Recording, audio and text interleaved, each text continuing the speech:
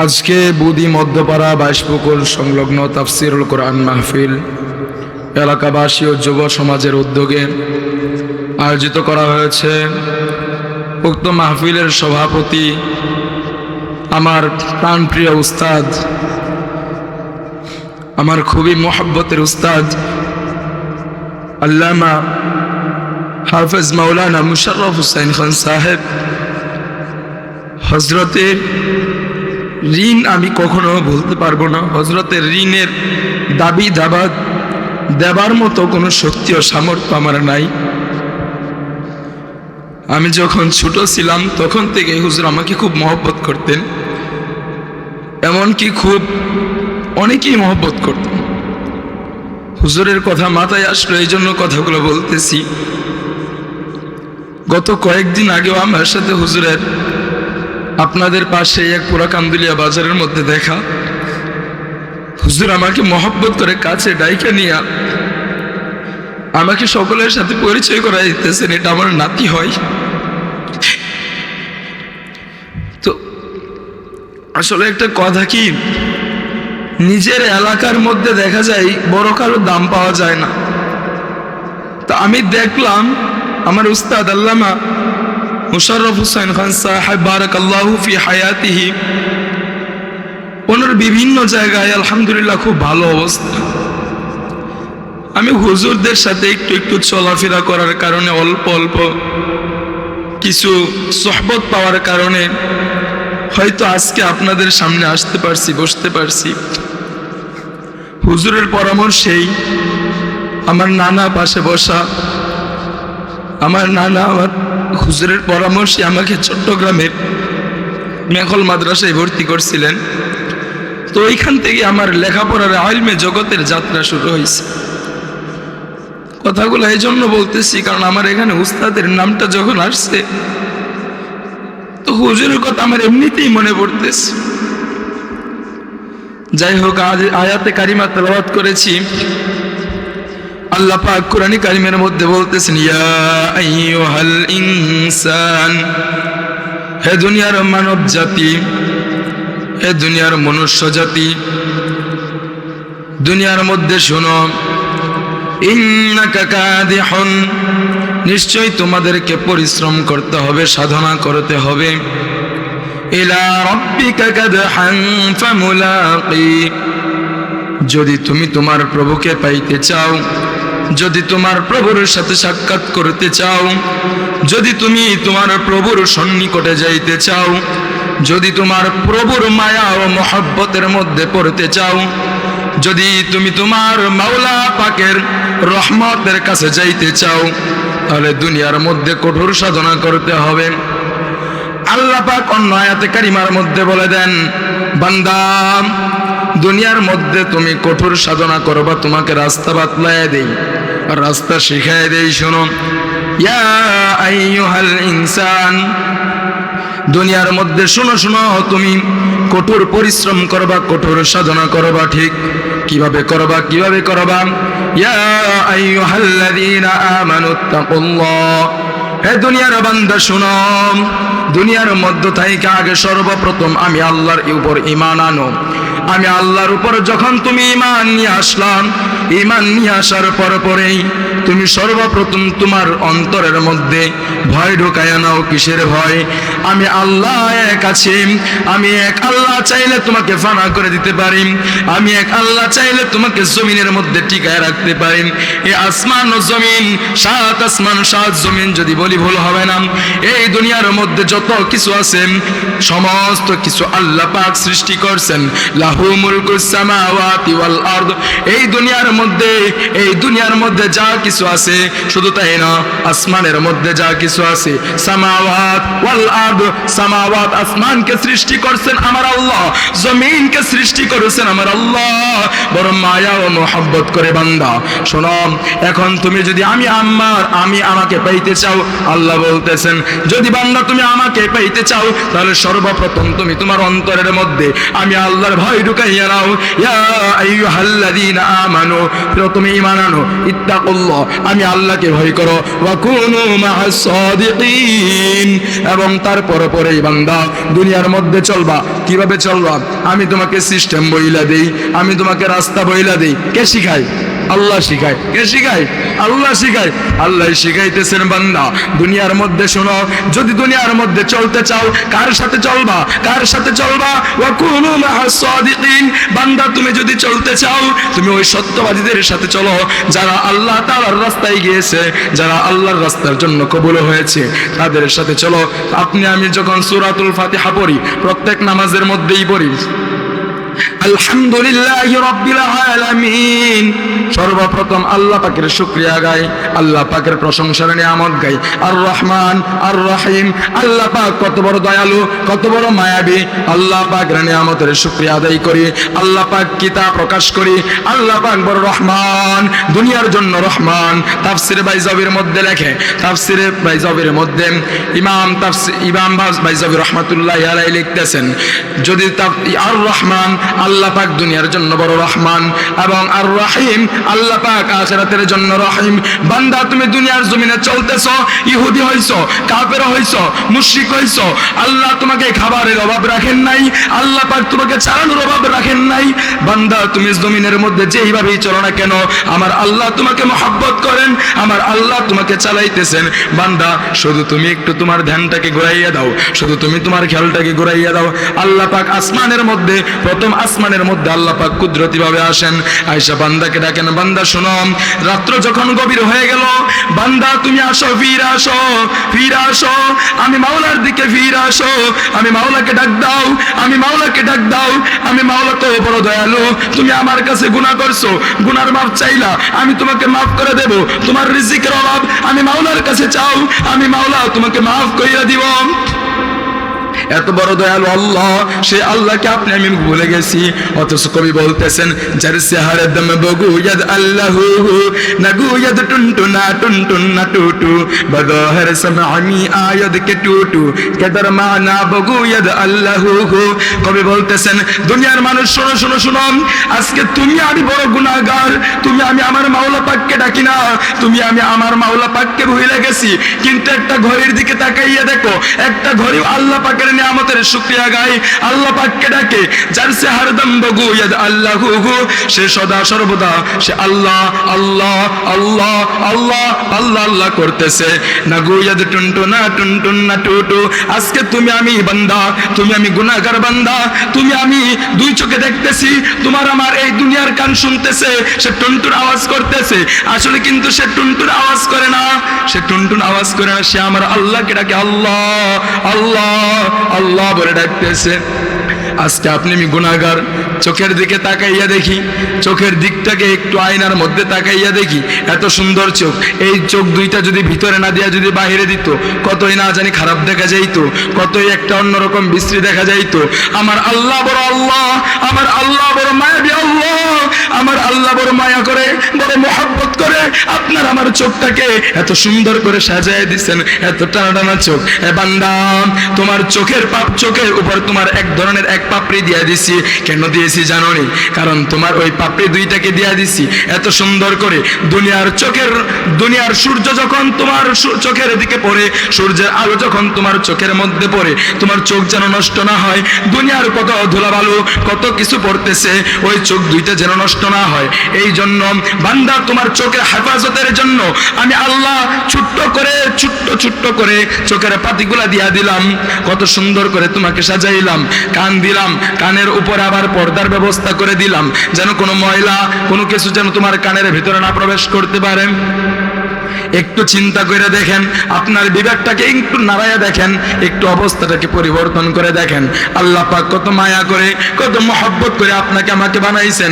এ ভাই, মনে রাখবেন, দুনিয়ার জমিনে আল্লাহ পাক একটা বান্দাকেও বানান নাই, একটা বান্দাকেও আল্লাহ পাক জাহান্নামের জন্য বানান নাই, একটা বান্দাকেও আল্লাহ পাক রহমত থেকে দূরে যাওয়ার জন্য বলেন নাই। আল্লাহ পাক কত সুন্দর করে কোরআন কারীমের মধ্যে বলতেছেন, ওয়ালা তাকনাতু মির রাহমাতিল্লাহ। হে দুনিয়ার মানুষ শোনো, হে দুনিয়ার মানুষ শোনো, তুমি তোমার আল্লাহ পাকের রহমত থেকে তুমি নিরাশ হয়ো না। রাত্র গভীর হয়ে গেছে, বিছানার মধ্যে শুয়ে গেলেন। বিছানায় শুয়ে যাওয়ার পরপরই একবার চিন্তা করে দেখেন তো, একবার চিন্তা করে দেখেন, বিছানার মধ্যে শুইছেন, বিছানাটা উঁচু, উঁচু বিছানা থেকে কখনো পড়েননি? বিছানা থেকে পড়েন না।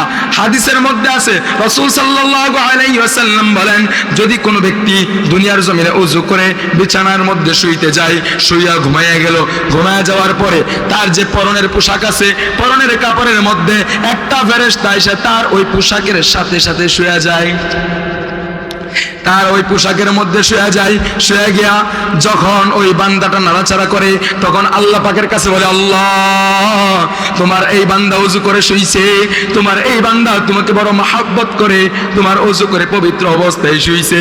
এই কথা বলে আল্লাহর কাছে বলে, আল্লাহ, তুমি তোমার ওই বান্দাটাকে মাফ করে দাও। চিন্তা কইরা দেখেন, আপনাকে আমাকে আমার আল্লাহ কত বড় মায়া করেন, মহব্বত করেন। রাত্র হয়ে গেল, আল্লাহ পাক হেফাজত করেন। রাত্র হয়ে গেল, আপনি যখন বিছানার এক পাশে চলে আসেন, সাথে সাথে আল্লাহ ডাক দিয়ে বলে, এই ফেরেশতা ধর, ফেরেশতা ধর, আমার বান্দা যেন বিছানা থেকে না পড়েন, আমার বান্দাকে হেফাজত কর। কারণ এই দুনিয়ার মধ্যে আসার পর থেকে শুরু করেন, মায়ের পেট থেকে শুরু করে একদম দুনিয়া থেকে যাওয়া পর্যন্ত আমি আল্লাহ রহমান, আমি আল্লাহ বড় রহমান, আমি বড় দয়া করে মায়া করে আমি আমার বান্দাকে বানাইছি। আমি আমার বান্দাকে কষ্ট দেওয়ার জন্য বানাই নাই।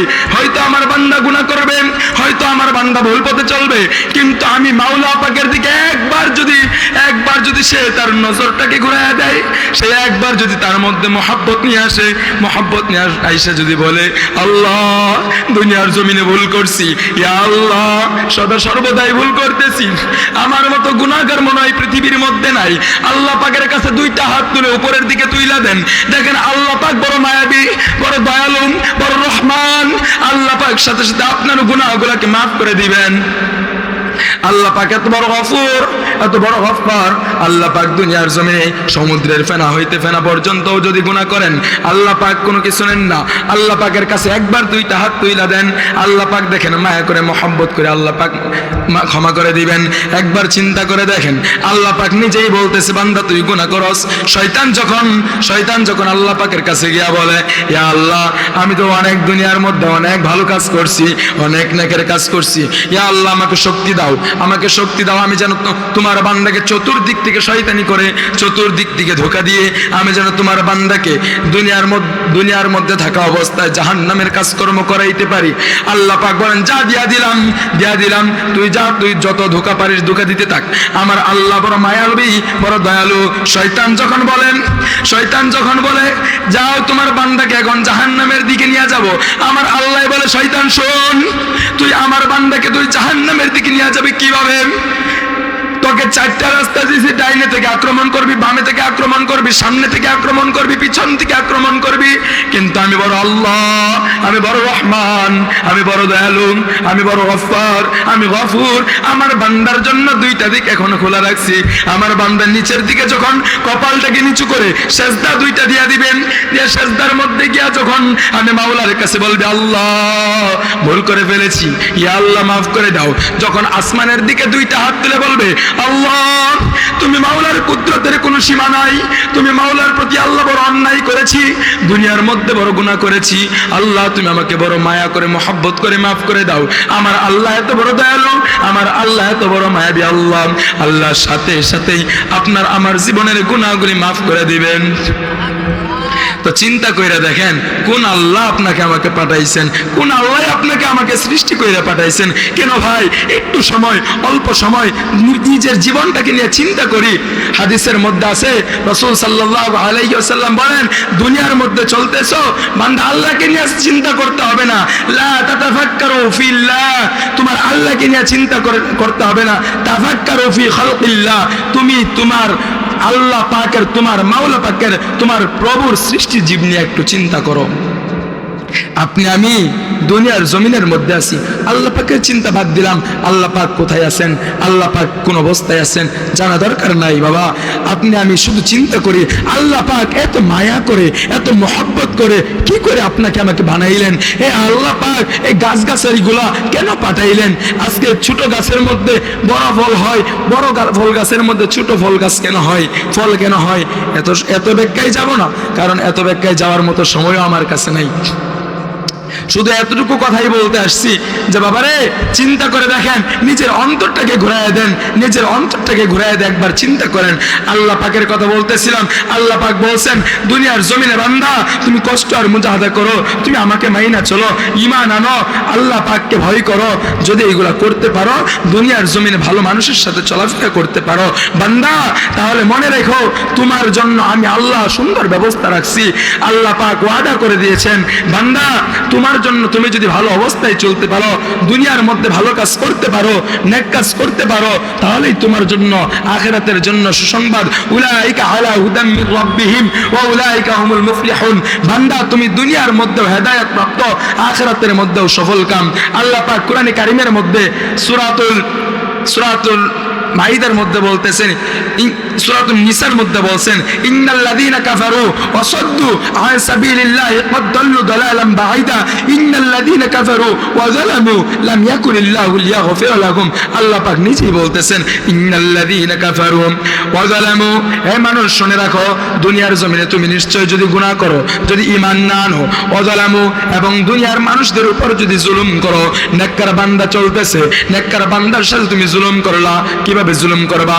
এক বান্দা মাথায় পাগড়ি পরছে, তুমি লইয়া ঠাট্টা মস্কারি করতেছো, তুমি বলতেছ হাই বিশ্বাস সাইজা গেছে। তুমি দুনিয়ার কোন বান্দা, আমার নেককার বান্দা মসজিদের দিকে গেল, তুমি সুন্দর করে বলতেছো সপ্তাহে একদিন দেখি না, আজকে কোথা থেকে চলে আসলো, আজকে মাহফিলের মধ্যে ওই একটা নেককার বান্দা আসলো, নেককার বান্দাটাকে তুমি ঠাট্টা মস্কারি করলা, তিরস্কার করলা। মনে রেখো বান্দা তুমি জুলুম করছো, তুমি জুলুম করছো। আর তোমার মতো জালেমের জন্য লাম ইয়াকুনিল্লাহু লিয়াগফিরা লাহুম। আল্লাহ পাক তোমাকে আমাকে আল্লাহ পাক সুন্দর করে ঘোষণা দিয়েছেন লাম ইয়াকুনিল্লাহ, আল্লাহ পাক কখনোই ক্ষমা করবেন না, লিয়াগফিরা লাহুম, তোমার গুনাহগুলোকে আল্লাহ পাক ক্ষমা করবেন না, ওয়ালা লিয়াহদিয়াহুম তরিকা, আল্লাহ পাক নিজেই বলতেছেন তোমাকে রাস্তাও দেখাবেন না, ইল্লা তরিকা জাহান্নাম। হ্যাঁ দেখাবেন, দেখাবেন। কেমন রাস্তা দেখাবেন? আল্লাহ পাক নিজেই বলতেছেন ইল্লা তরিকা জাহান্নাম। দুনিয়ার মধ্যে তোমাকে রাস্তা দেখানো হবে, চিন্তা কইরো না, তোমাকে জাহান্নামের রাস্তা দেখানো হবে। জাহান্নামের রাস্তা ছাড়া তোমার জন্য আর কোনো জাহান্নামে আর কোনো রাস্তা থাকবে না আল্লাহ পাকের জন্য। ওয়া কানা যালিকা আলাল্লাহি ইয়াসীরা। আল্লাহ পাকের জন্য ইহা কোনো কঠিন জিনিস না। আল্লাহ পাক নিজেই বলতেছেন বাবারে, আমিও বলি না, কোনো হুজুরও বলে না, আল্লাহ পাক সরাসরি নিজেই স্বয়ং বলতেছেন। আবার অন্য আয়াতের মধ্যে সূরাতুল কাহফের সর্বশেষ আয়াতের দিকে এক আয়াতের মধ্যে বলতেছেন ইন্নাল্লাযীনা আমানু। হে বান্দা শোনো, তুমি যদি নেককার করো, যদি ঈমান আনো, আনার পরে ওয়া আমিলুস সালিহাত, তুমি ভালো কাজ করলা, নেক কাজ করলা। বান্দা মনে রেখো, মনে রাখো, তুমি বান্দা নেক কাজ করছো, ইন্নাল্লাযীনা আমানু ওয়া আমিলুস সালিহাত কানাত লাহুম জান্নাতুল ফিরদাউসি নুজুলা। মনে রেখো তোমার জন্য আল্লাহ পাক এত সুন্দর ব্যবস্থা করে দিয়েছেন, তোমার জন্য আল্লাহ পাক জান্নাতের সুসংবাদ দিতেছেন। আর কি চাই বাবা? আর কি চাই? আল্লাহ পাক এত সুন্দর করে জান্নাতের সুসংবাদ দিয়ে দিয়েছেন। বান্দা তুমি নেক কাজ করো, বান্দা তুমি ঈমান আনো, নেক কাজ করো, আমল সালেহ করো। বান্দা তোমার জন্য আমি বড় সুন্দর করে, বড় মায়া করে তোমার জন্য জান্নাতকে রেখে দিয়েছি।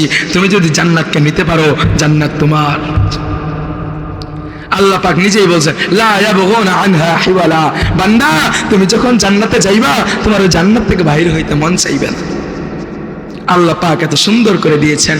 আল্লাহ পাক বলেও দিয়েছেন বান্দা তুমি যদি গুনাহ করো, তুমি যদি ঈমান না আনো, যদি গুনাহের পথে চলো বান্দা, তাহলে তোমার জন্য জাহান্নামের রাস্তাকে আমি সহজ করে দিয়েছি। আর তুমি যদি বান্দা নেক কাজ করো, তাহলে তোমার জন্য আমি জান্নাতের রাস্তা করে দিয়েছি। বান্দা দুনিয়ার মধ্যে চলো, নেক কাজের দিকে আগাও। আল্লাহ আল্লাহ আল্লাহ আল্লাহ ডাকো, আল্লাহকে ডাকতে থাকো। আল্লাহ পাকের মহব্বত অন্তরের মধ্যে জায়গা দাও। আল্লাহ পাকের মহব্বত অন্তরের মধ্যে জায়গা দাও। মনে রেখো দুনিয়া ও আখিরাতের মধ্যে সমস্ত কিছুর মধ্যে তুমি যদি তোমার আল্লাহকে যদি পাইতে চাও, তাহলে তুমি বান্দা দুনিয়া থাকা অবস্থায় তুমি তোমার মাওলা পাককে রাজি ও খুশি করে নাও। যদি মাওলা পাককে রাজি ও খুশি করতে পারো, হাদিসের মধ্যে আল্লাহ রাসূল বলতেছেন মান আহাব্বা লিল্লাহ, হে বান্দা যা কিছু করবা, কাউকে মহব্বত করবা আল্লাহ পাকের জন্য করো। ওয়া আবগাদা লিল্লাহ, বান্দা কাউকে ঘৃণা করবা আল্লাহ পাকের জন্য করো। ওয়া আতা লিল্লাহ, তুমি কাউকে কারো ইতাআত করবা, কারো অনুসরণ করবা আল্লাহ পাকের জন্য করো। ওয়া মানহা লিল্লাহ, কারো থেকে তুমি প্রত্যাবর্তন করতে চাইবা, কারো থেকে দূরে চলে যাইবা, ওইটাও আল্লাহ পাকের জন্য করো। যদি তুমি আল্লাহ পাকের জন্য করতে পারো, মনে রেখো হাসরের ময়দানে তোমার জন্য আল্লাহ পাক উত্তম বদলা রাখছেন। আল্লাহ পাক নিজেই যেহেতু বলে দিয়েছেন, আল্লাহ পাক দুনিয়ার মধ্যে চলো বান্দা তুমি ভালো অবস্থায় চলো, মনে রাখবা হৌরে গেল মা জিতনে নেয়ামত হায় তু সবসে বড়কর নেয়ামতে দিদারে তু। দুনিয়ার জমিনের মধ্যে যতদিন চলবা, দুনিয়ার মধ্যে দিকে যাবা, দুনিয়ার মধ্যে দিকে যাওয়ার পরে হাসরের ময়দান কায়েম হবে। আল্লাহ পাক জান্নাতীদেরকে সমস্ত নিয়ামত দান করবেন, সমস্ত নিয়ামত পাইবা। সমস্ত নিয়ামত পাওয়ার পরে আবার আল্লাহ পাকের কাছে বলবা, আল্লাহ পাক ডাক দিয়া বলবে, বান্দা এ বান্দা শুনুন, তোমার কি আরো কোনো নিয়ামতের অভাব আছে কিনা? তখন সাথে সাথে সমস্ত মানুষ হতাশ হয়ে যাবে। মানুষ বলবে, আল্লাহ আর কি নিয়ামত পাইব, নিয়ামত তো সবই পেয়ে গেছি। এমন সময় একদল লোক আসবে, ওই দল লোকেরা মাথা উঁচু করে বলবে, আল্লাহ এখনো একটা নিয়ামত বাকি রয়ে গেছে। যে কি নিয়ামত বাকি রয়ে গেছে? তখনই আল্লাহ পাক, তখনই ওই দলটা বলতে থাকবে, হৌরে গেল মা জিতনে নেয়ামত হায় তু সবসে বড়কর নেয়ামতে দিদারে তু। এই জন্য বলতেছি বাবা, এখনো সময় আছে, নিজের অন্তরটাকে একটু ঘোরায় নেন।